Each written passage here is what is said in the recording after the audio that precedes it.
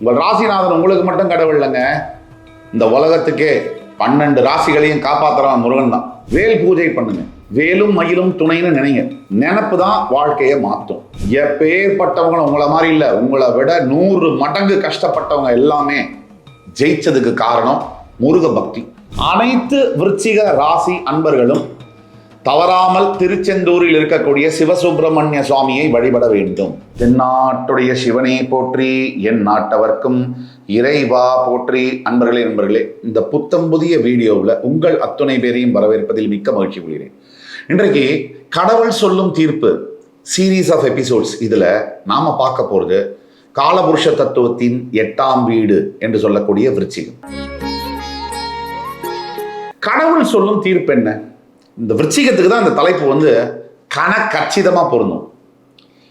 ஏன்னா நிறைய பிரேயர்ஸ், பிரார்த்தனைகள், நிறைய வேண்டுதல்கள், நிறைய ஆசைகள், நிறைய லட்சியங்கள் விருச்சிகம். இதில் மினிமலாக இவ்வளோ இது ஜெயிச்சா கூட போகிறோம் அப்படின்னு நினச்சி சொல்லிட்டு, மினிமல்னா என்னன்னு கேட்டிங்கன்னா ஒன்றும் இல்லைங்க, ஒரு இந்தியாவோட பிரைம் மினிஸ்டர் ஆகணும், இவ்வளோதான். இதை போய் பெருசாக பேசுகிறாங்க அப்படின்னு சொல்லக்கூடியது விருச்சிகம். இதில் அத்தனை பாரத்தையும் மனசுல வச்சுட்டு நமக்கு அடிப்படை வாழ்க்கையே கிடைக்காதா அப்படின்னு இயங்கக்கூடிய ராசியும் விருச்சிகம். இப்ப வாங்க உங்க வாழ்க்கைக்கு வழி தேடுவோம். இந்த கடவுள் சொல்லக்கூடிய தீர்ப்பு என்ன? 1000 பேர் 1000 சொல்லலாம் நம்மளை சுத்தி. நீ அப்படி ஆயிடுவ, இப்படி ஆயிடுவ, நீ ஓஹோன்னு வந்துடுவ, ஓஹோன்னு வரமாட்ட, கஷ்டப்படுவ, நாசமா போயிடுவ, நல்லா இருப்ப, பெரிய லெவல்ல சாதிப்ப. இதெல்லாம் யார் சொன்னாலும் ஒன்றும் நடக்க போறதில்லை. ஆனா ஒருத்தருக்கா மேல அவன் சொன்னானா நடக்கும். ஸோ அது யாரு? நம்ம எல்லாம் ஆட்டி படைக்கக்கூடிய ஆண்டவன், படைத்தவன். இந்த உலகம் எங்கும் அந்த 5 பூதங்கள் இருக்கு.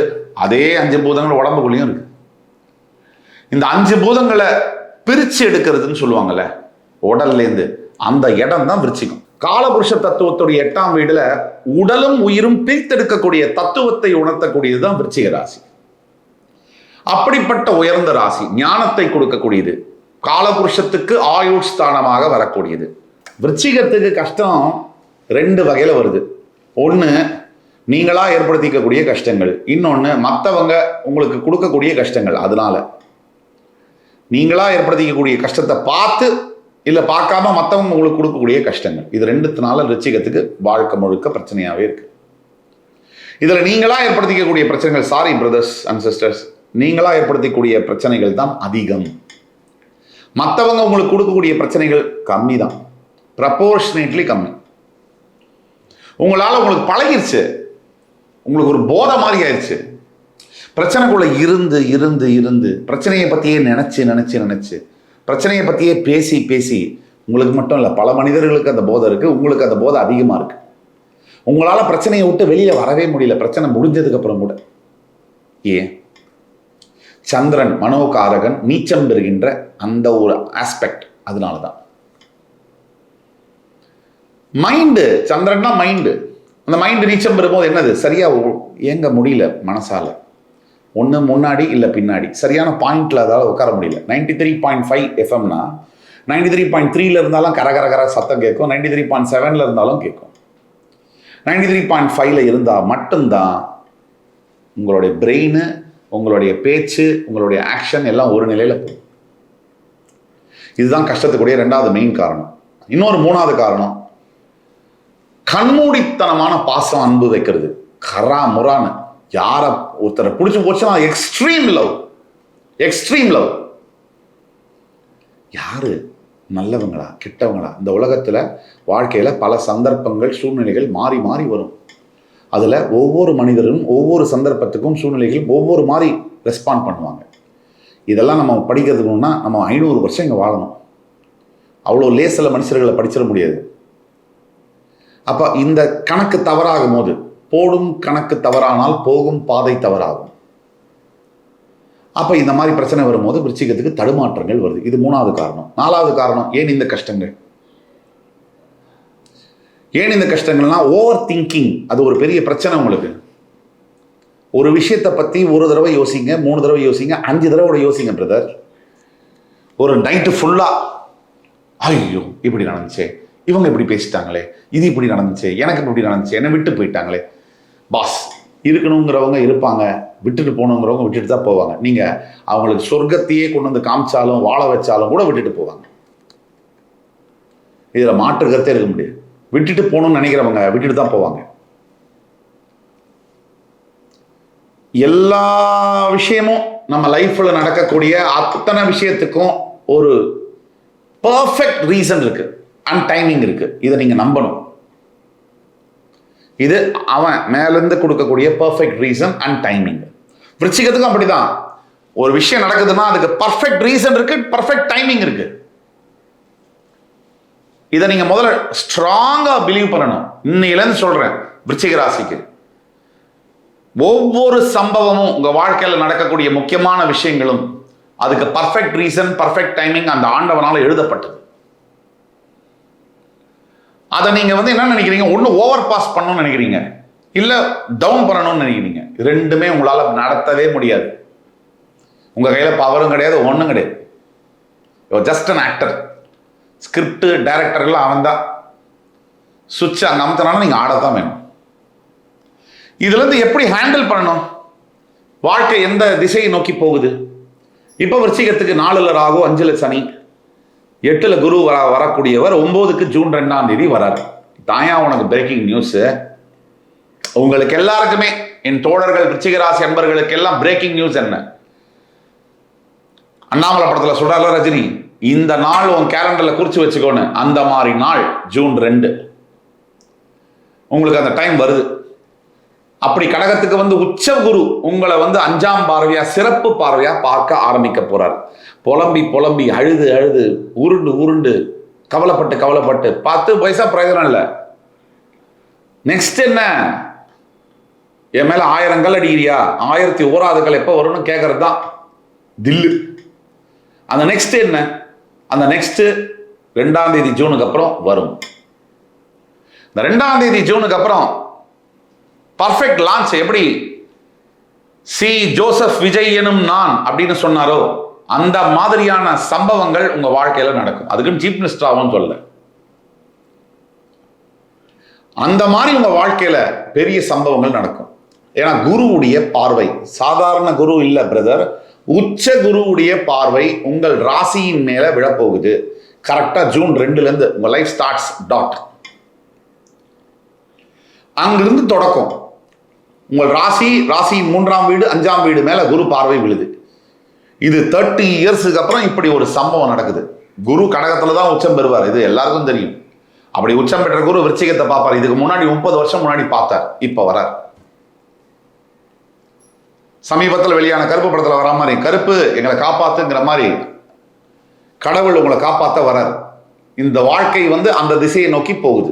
அடுத்தது எல்லாம் சொல்லிட்டீங்க சாமி, எனக்கு என்ன செஞ்சா எனக்கு நல்லது நடக்கும், மண்டை போட்டு குடையுதுன்னீங்க. மனசு மனோகாரகன் சந்திரன் நீச்சம்ங்கிறதுனால மண்டையை குடையதான் செய்யும், என்ன நேரமும் குத்திக்கிட்டே இருக்கும். அதுக்கு தான் குரு பலம் என்பது தேவை.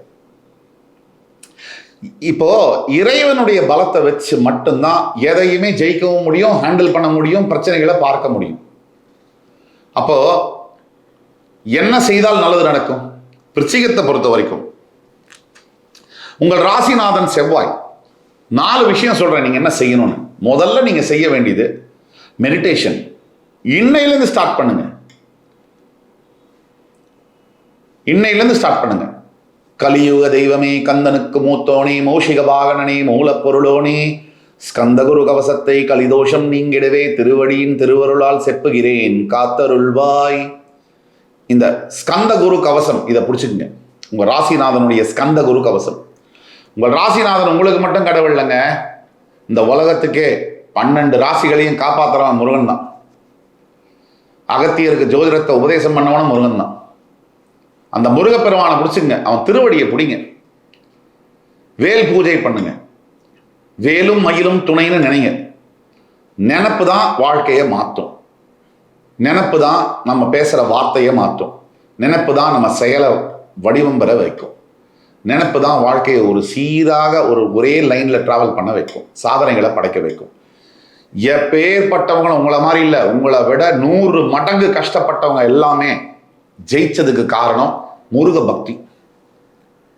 இதை நீங்கள் பிடிச்சிக்கணும். உங்கள் குலதெய்வம் முருகனாக இருந்தால் இன்னும் நல்லது. குலதெய்வம் கோயிலுக்கு போயிட்டு வரணும்.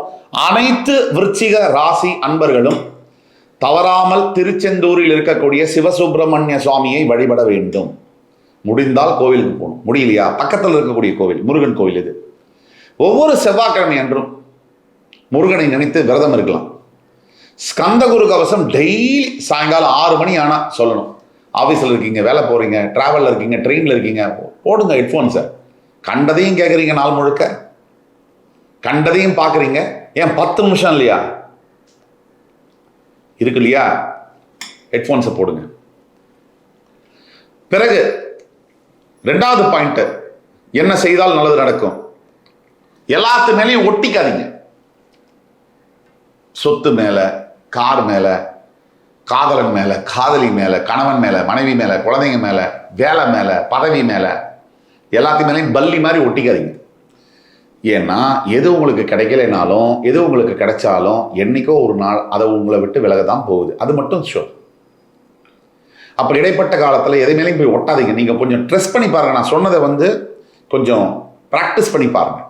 ஒரு மாதத்துக்கு எது மேலேயும் ரொம்ப ஒட்டாதீங்க. அப்படி லைட்டாக விலகி நில்லுங்க. இதை நீங்கள் செய்தே ஆகணும். அப்படி செய்யும் போது அப்போ தெரியும் உங்களுக்கு டிஃப்ரென்ஸ் என்னன்னு. நீங்கள் எல்லாத்தையும் டாமினேட் பண்ண ஆரம்பிச்சிருவீங்க. உங்களுக்கு சுற்றி நடக்கக்கூடிய விஷயங்களை நீங்கள் டாமினேட் பண்ண ஆரம்பிச்சிருவீங்க. எல்லாத்தையும் மேலேயும் போய் சடக்கு ரொம்ப ஒட்டுறது.